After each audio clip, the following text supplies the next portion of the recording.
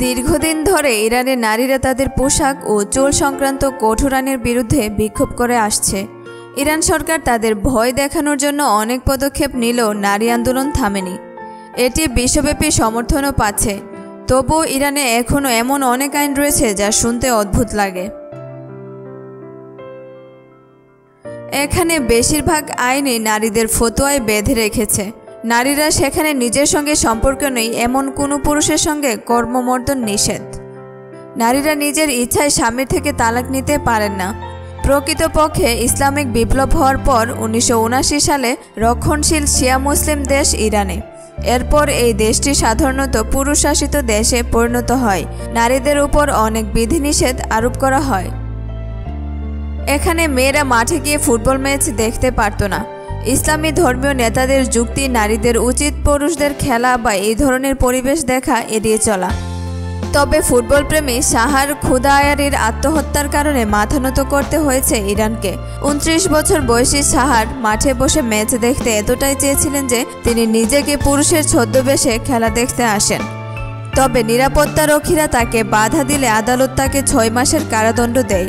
হতবাক শাহর নিজের গায়ে আগুন দিয়ে আত্মহত্যা করেন। এরপর সারা বিশ্বে ইরানের এই নীতির তীব্র প্রতিবাদ হয়। এখন তেহরানের আজাদি স্টেডিয়ামে কম্বোডিয়ার বিপক্ষে বিশ্বকাপ 2022 বাছাই পর্বের ম্যাচে 3500 নারীকে স্টেডিয়ামে বসতে দেওয়া হয়েছে। এখানে নারীদের অচেনা পুরুষদের সঙ্গে হাত মেলাতে নিষেধ করা হয়েছে। কোনো নারীকে প্রকাশ্য স্থানে কোনো পুরুষের সঙ্গে কর্মমর্দন করতে দেখা গেলে তাকে জরিমানা ও কারাদণ্ড হতে পারে। এই কারণে যখন ইরানের মহিলা দল গ্লোবাল চ্যালেঞ্জ টুর্নামেন্টে জিতেছিল, দলের কোচ একটি ক্লিপবোর্ডের সাহায্যে তার খেলোয়াড়দের সঙ্গে কর্মমর্দন করেন এবং অভিনন্দন জানান। এদেশের ইসলাম ধর্মীয় নেতারা বিশ্বাস করেন বাবা, স্বামী বা ভাই ছাড়া কেউ 12 বছরের বেশি বয়সী মেয়েদের মুখ বা শরীরের কোনো অংশ দেখতে পায় না। হিজাব না পরলে কঠোর শাস্তির বিধান রয়েছে। প্রতিনিয়ত এই নিষেধাজ্ঞার বিরোধিতা করা হলেও এখন পর্যন্ত এতে কোনো ছাড় দেওয়া হয়নি। এ নিয়ে আজকাল ইরানের নারীরা ক্ষুব্ধ। বহু নারী প্রাণ হারিয়েছেন। হিজাব না পরা ও চুল খোলা রাখার অপরাধে মেহসা আমিনী নামের এক মেয়ের নীতি পুলিশের হাতে মৃত্যুর পর এই আন্দোলন শুরু হয়েছে। নারীরা প্রতিনিয়ত ইরানের সরকারের উপর তাদের বিরুদ্ধে প্রণীত এই ধরনের আইন বাতিলের জন্য চাপ দিচ্ছে। 2013 সালে এখানে সবচেয়ে ভয়ঙ্কর আইন পাশ হয়েছিল, যার অধীনে পিতা তার দত্তক কন্যাকে বিয়ে করতে পারেন। ইসলামিক কনসালটেটিভ অ্যাসেম্বলি, যা মজলিস নামেও পরিচিত, এই নিয়ম করেছে। তাদের যুক্তি ছিল যে এটি 13 বছর বয়সী মেয়েদের তাদের বাবার সামনে হিজাব পরা থেকে ছাড় দেওয়া হবে। দ্য গার্ডিয়ানে এই খবর প্রকাশিত হয়েছিল। ইরানে 13 বছর বা তার বেশি বয়সের দত্তক নেওয়া কন্যাকে তার বাবার সামনে হিজাব পরতে হয়।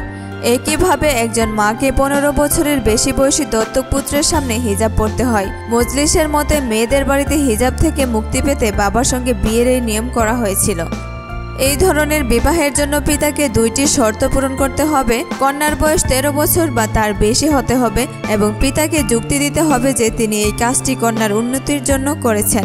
সামাজিক কর্মীরা এই আইনের তীব্র বিরোধিতা করেন।